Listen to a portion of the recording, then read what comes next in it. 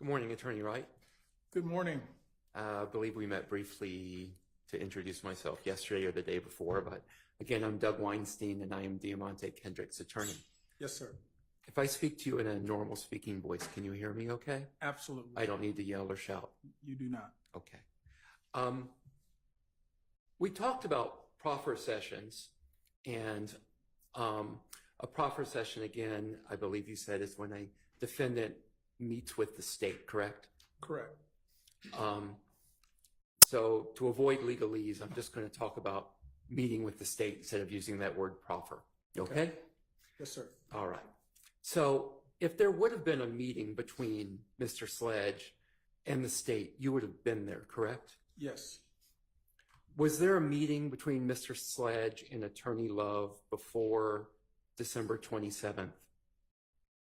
No, not that I have any recollection of. And I was, I never want to give an incorrect answer, so I was cautious. But I don't believe we ever actually sat down for a proffer.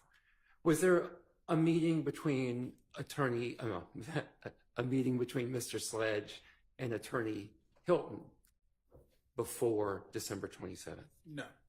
Was there a meeting between Mr. Sledge and any member of the district, any attorney in the district attorney's office before the 27th of December? Not that I'm aware of, no. What about an investigator with the attorney's office? No. I have a slight objection just as to clarification because I'd ask that the meeting part based on other interactions, just vague. Was there any meeting? The objection is vague. Okay, let me clarify. When I have used the word meeting, what I mean is a proffer session. So to all of those questions, if I had used the word proffer session, were there proffer sessions?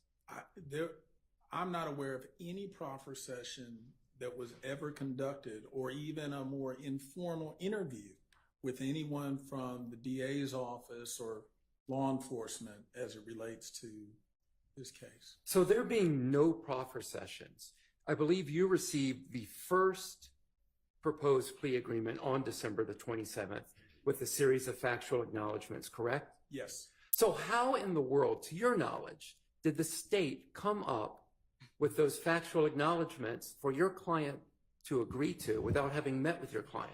Your Honor, I'm going to object based on relevance and speculation as it pertains to how the state did something or came up with something.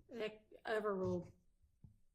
I believe the state was trying to surmise through its overall Well, investigation. now, he asked your personal knowledge, so if you could answer that, please.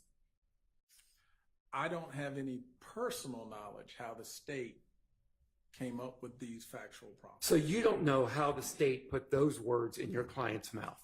I do. As to the characterization of that. Sustained. Okay. How many plea negotiations have you conducted in your career? Definitely over 1,000, maybe 1 to 2 or 1 to 3,000 over 30 years. Okay. And these plea negotiations are like any other negotiation that takes place between parties, correct? Absolutely. There are things that you want in the final agreement, right? Yes. They're the things the state wants in the final agreement, correct? Yes. Do you get everything you want in that final agreement? No. And is this plea any different than the other pleas where you don't get everything you want? No, it's not. I have no further questions. All right. Does anybody else have questions from the defense? Your Honor, I this have witness? a motion as to part of that, but I'll ask it at the time that we break. Okay.